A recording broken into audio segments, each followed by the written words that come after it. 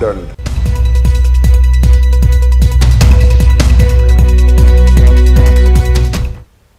और आइए अब देखते हैं 1 मिनट में पूरी खबर। कहते हैं कि जब तक रब ना चाहे किसी की जान नहीं जा सकती। ऐसे ही टाटानगर रेलवे स्टेशन पर रेल यात्री प्रवंशु शेखर की भी जान बच गई। प्रवंशु की जान बचाने मसीहा के रूप में सामने आए आरपीएफ के ASI AL Rajak. Tatanagar railway station के प्लेटफॉर्म नंबर 4 पर एक रेल यात्री प्रवंशु को आरपीएफ ने मौत के मुंह से छीन लिया, उसकी जिंदगी बचा ली। हादसे के दौरान अगर आरपीएफ के जवान स्टेशन पर सतर्क नहीं रहते तब बड़ी घटना घट सकती थी। रेल यात्री की जान बचाने का वीडियो सोशल मीडिया पर वायरल है। दरअसल रेलवे स्टेशन पर जब यात्री प्रवंशु प्लेटफॉर्म पर दौड़ रहे थे, उसी दौरान एएसआई ने उन्हें भांप लिया था। इसलिए ट्रेन पर चढ़ने के दौरान जैसे ही यात्री लड़खड़ाया, एएसआई सीधे उनकी तरफ दौड़े और यात्री की जान बचा ली। इसके बाद ट्रेन रुक गई और यात्री को सुरक्षित ट्रेन पर बिठाकर रवाना किया गया।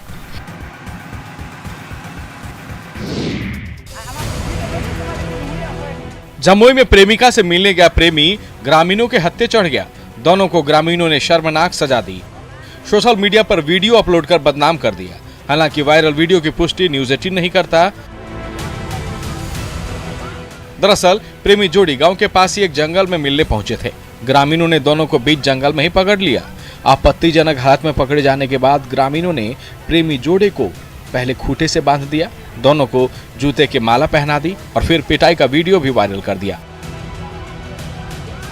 वायरल वीडियो झाझा थाना क्षेत्र के कठोतिया जंगल का है, जहां प्रेमी जोड़े को आपत्तिजनक हालत में पकड़े जाने के बाद ग्रामीणों ने बदनाम करने में कोई कसर नहीं छोड़ी।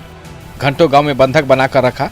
पूरे गांव के सामने दोनों का तमाशा बनाया गया। पहले जंगल में गांव के लोगों ने गाली गलौज की, फिर पूरे गांव के सामने ले आए। प्रेमी जोड़े एक ही गांव के बताए जा रहे हैं। पुलिस अब वायरल वीडियो की जांच में जुट गई है।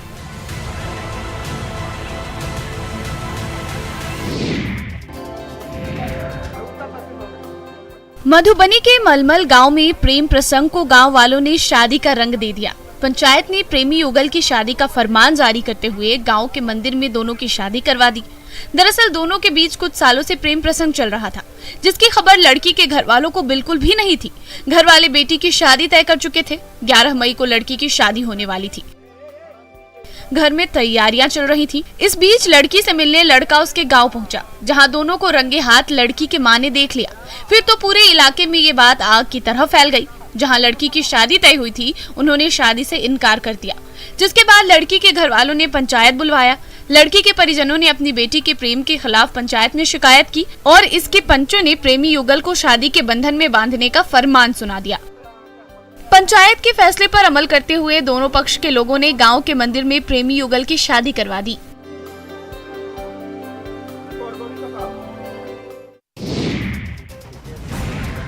बेगूसराय में चेरिया बरियारपुर प्रखंड के सीडीपीओ कार्यालय से सोशल मीडिया पर घूसखोरी का एक वीडियो वायरल हो रहा है। वायरल वीडियो सीडीपीओ कार्यालय के बड़ा बाबू प्रभात कुमार का बताया जा रहा है, जिसमें वो रुपए गिनते दिख रहे हैं। वीडियो में साफ देखा जा सकता है कि सीडीपीओ कार्यालय के बड़ा बाबू प्रभात कुमार आंगनबाड़ी सेविका सहायिका के पति से रिश्वत के रूप में नकद ले रहे हैं। वीडियो में बड़ा बाबू को ये कहते हुए सुना जा सकता है कि 800 रुपये देने पर उनके 5000 रुपये पूरे हो जाएंगे। वायरल वीडियो में सीडीपीओ कार्यालय के बड़ा बाबू कह रहे हैं कि अगर हम 500 रुपया भी लेते हैं तो इसकी जानकारी मैडम को देते हैं। बिना सीडीपीओ मैडम की जानकारी के वो 1 भी रुपये रिश्वत में नहीं लेते। वायरल वीडियो में आंगनबाड़ी सेविका की बहाली में पैरवी के लिए गया युवक बड़ा बाबू से अपनी भी नौकरी लगवा देने की सिफारिश कर रहा है। Viral video Cheria Bariyarpur CDPO Ratna Kumari के कार्यालय में कार्यरत बड़ा बाबू प्रभात कुमार का है। न्यूज़ 18 इस वीडियो की पुष्टि नहीं करता।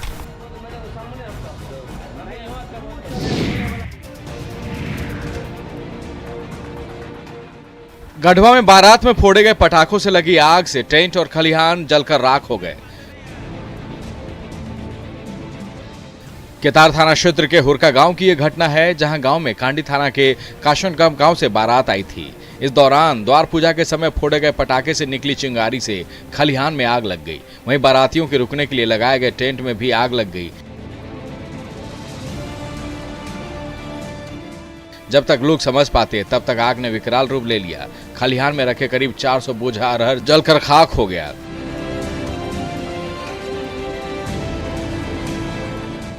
वहीं टेंट में आग लगने से करीब 50 फोल्डिंग और गद्दा सहित लाखों रुपए के सामान जलकर खाक।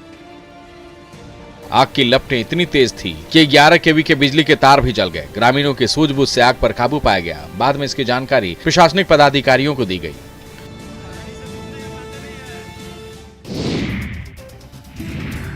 गया एक पौराणिक धार्मिक स्थान है।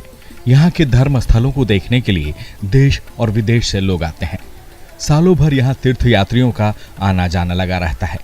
गया में भगवान विष्णु का चरण चिन्ह है, जिसके दर्शन के लिए लोग दूर दूर से आते हैं। गया की धार्मिक महत्व को देखते हुए अब इसका नया नाम गया जी करने की मांग जोर पकड़ने लगी है। विष्णुपद मंदिर के पुजारी और आसपास के लोगों का कहना है कि गया जी नाम रखे जाने से इस नगरी को प्रतिष्ठित नाम से जाना जाएगा। दरअसल विष्णुपद दर्शन करने गृह मंत्री अमित शाह जब यहाँ पहुंचे हुए थे तो यहाँ के पुजारियों ने गया का नाम गया जी करने की मांग कर दी। सबने कहा कि गया जी पुरातन काल से जाना जाता है, लिहाजा उसे अब गया जी ही नाम दिया जाना चाहिए। इससे एक सम्मान भाव देश और दुनिया के लोगों के बीच होगा।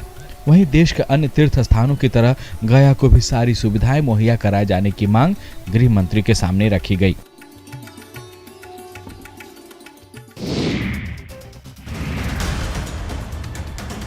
न्यूज 18 पर नालंदा में शराब फैक्ट्री से जुड़ी खबर चली और उसका असर ये हुआ कि पूरे प्रशासनिक महकमे में हड़कंप मच गया। जिले के डीएम खुद अधिकारियों के साथ मामले की जांच करने और उसकी मॉनिटरिंग करने निकल पड़े। डीएम शशांक शुभंकर खुद उस दुर्गम और सुनसान जगह पर पहुंचे जहां न्यूज 18 ने 22 अप्रैल को शराब की बड़ी फैक्ट्री चलने की खबर चलाई थी। डीएम के साथ वन उत्पाद और पुलिस विभाग के अधिकारी और जवान भी इलाके का निरीक्षण कर रहे थे। हालांकि निरीक्षण के दौरान शराब फैक्ट्री तो कहीं दिखी नहीं, लेकिन राजगीर पहाड़ पर कॉम्बिंग ऑपरेशन चलाकर डीएम ने यह सुनिश्चित किया कि शराब का खेल मौके से खत्म हो चुका है। हाँ, डीएसपी ने आयुध फैक्ट्री के पीछे चेतनालय के पास एक बड़ी शराब की फैक्ट्री का खुलासा जरूर किया है। डीएम ने कहा कि समय समय पर पुलिस इन इलाकों में सर्च अभियान चलाकर शराब माफिया पर नकेल कसती रहेगी।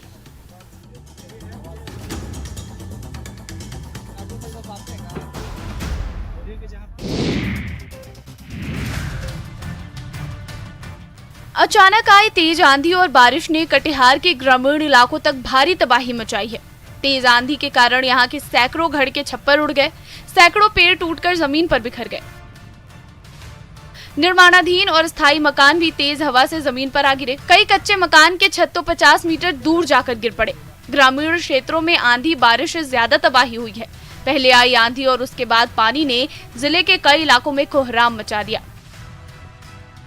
जिले के दिघल बैंक प्रखंड, गोरुमारा, आठगछिया सहित कई पंचायत के लोग ज्यादा प्रभावित हुए हैं। लोगों का कहना है कि जान तो बच गई, लेकिन आशियाना उजड़ गया। हालांकि अचानक आई इस आंधी और पानी की वजह से लोगों को गर्मी से राहत भी मिली है। बीते कुछ दिनों से जहां पारा चढ़ता ही जा रहा था, वहीं अब पानी गिरने के बाद गर्मी से थोड़ी देर के लिए राहत मिली है। लोगों ने जिला प्रशासन से मदद की गुहार लगाई है।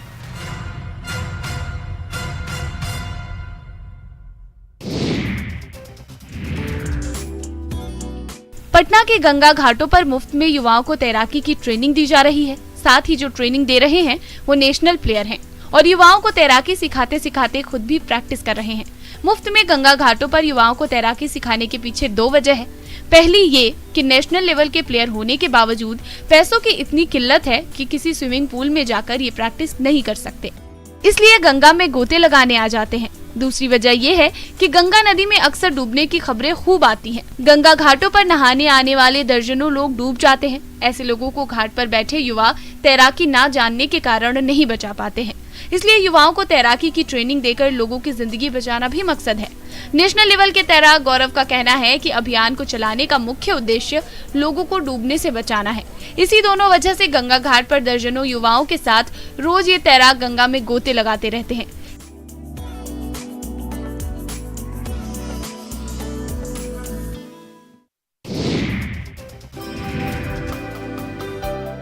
बरसात के दौरान कमला अभिशाप बन जाती है तो आम दिनों में किसानों के लिए खुशहाली भी लेकर आती है।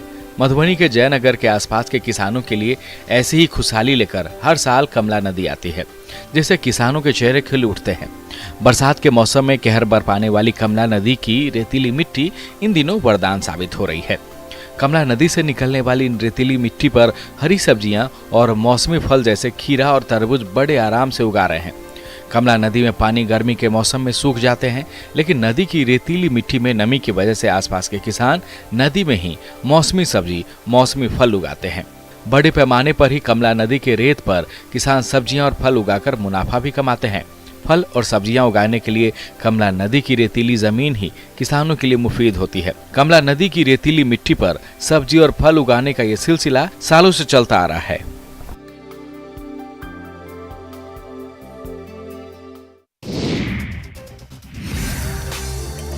बिहार में भी अब कश्मीर वाले सेब की खेती हो रही है। पारंपरिक खेती के साथ साथ मक्का, मखाना और केला उत्पादन के मामले में कटिहार के कोढ़ा प्रखंड का मिर्जापुर गांव अब सेब की खेती के नाम से भी जाना जाएगा।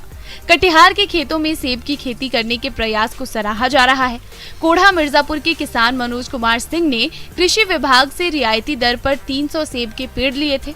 दरअसल एना, डोरसेट, गोल्डन, माइकल और ट्रिपिकल स्वीट्स जैसी सेबों की वैरायटी 40 से 50 डिग्री के तापमान में भी फल देता है। इसलिए खेतों में लगाए गए सभी सेब के पेड़ सुरक्षित बच गए हैं और अब तो इन पेड़ों में सेब के फल भी खिलखिला रहे हैं। यानी अब सेब की खेती से भी किसानों की आय में बढ़ोतरी होगी। सेब की खेती होने से बाजार में कश्मीर, हिमाचल के अलावा बिहार के नाम का भी डंका बजेगा। इलाके के किसान मुनाफे वाली खेती करने की ओर दौड़ेंगे, कृषि का क्षेत्र विकसित होगा और किसान खुश होंगे।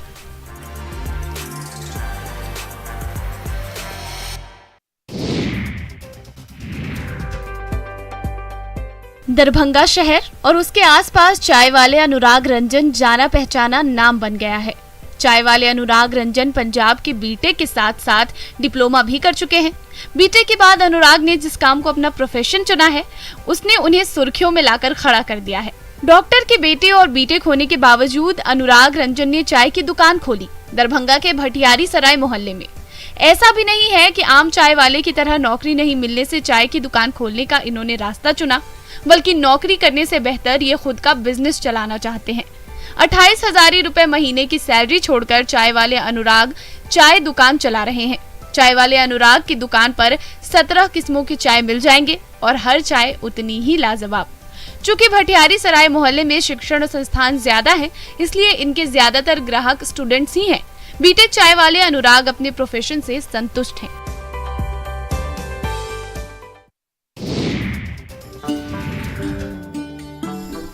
झारखंड के कई किसान अब खेती में नए नए प्रयोग कर रहे हैं। पारंपरिक खेती की सोच से ऊपर उठकर मुनाफे वाली खेती पर इन किसानों का जोर है।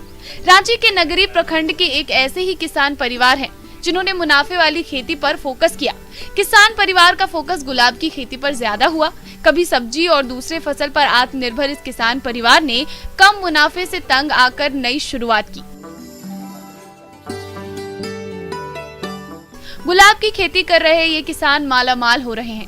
कम लागत में ज्यादा मुनाफा वाली गुलाब की खेती ने इस किसान परिवार को समृद्ध भी किया है। इनके खेतों में तैयार गुलाब की डिमांड दूसरे राज्यों में भी है। ये सब कुछ खुद की मेहनत और महिला समिति के सहयोग के साथ साथ JSLPS के डीप इरिगेशन सिस्टम से सफल हो पाया है।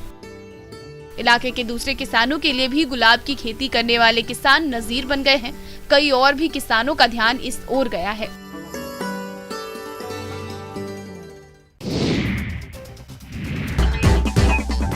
झारखंड के ट्राइबल के पहनावे को अब नई पहचान मिल गई है। जोहार ग्राम के नाम से शुरू की गई इस कोशिश में प्रदेश के 32 जनजातियों के ट्रेडिशनल पहनावे को एक मॉडर्न और स्टाइलिश लुक देकर दुनिया के सामने उतारा गया है। देखते ही देखते इस आदिवासी पहनावे की दुनिया मुरीद हो गई है। महेंद्र सिंह धोनी और मुख्यमंत्री हेमंत सोरेन भी इससे अछूते नहीं रहे और यहाँ के नए फैशन को ट्राई कर रहे हैं। इंडिजिनस हैंडलूम किस्म के इस कपड़े से मेंस वियर और महिलाओं के कपड़े भी बनाए जा रहे हैं। जोहार ग्राम के तहत लातेहार, सिमडेगा, खूंटी और गोड्डा से करीब 40 बुनकर इससे जुड़े हुए हैं। ये सभी अपने घरों से कपड़ों की ट्रेडिशनल बुनाई कर जोहार ग्राम भेज देते हैं, जिसके बाद राजधानी में बैठी टीम इन कपड़ों को मॉडर्न और स्टाइलिश लुक देने में जुट जाती है, या फिर इसी कपड़े से नए ड्रेसेस तैयार किए जाते हैं। इन ड्रेसेस की कीमतों की रेंज 1500 से 7500 के बीच है।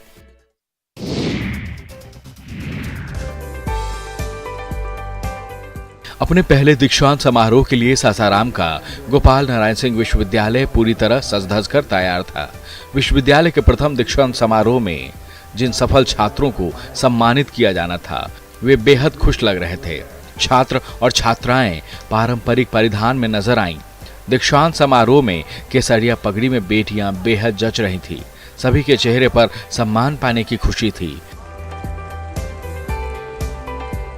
विश्वविद्यालय के पहले दीक्षांत समारोह में गृह मंत्री अमित शाह के हाथों सम्मान पाने की खुशी सबके चेहरे पर साफ नजर आ रही थी। गृह मंत्री अमित शाह ने विभिन्न पाठ्यक्रमों में सर्वाधिक और उत्कृष्ट 34 छात्र छात्राओं को मंगला देवी मेमोरियल गोल्ड मेडल दिया, जबकि 804 छात्रों को उपाधि दी गई। विश्वविद्यालय के प्रथम दीक्षांत समारोह में गृह मंत्री ने छात्रों के उज्जवल भविष्य की भी कामना की।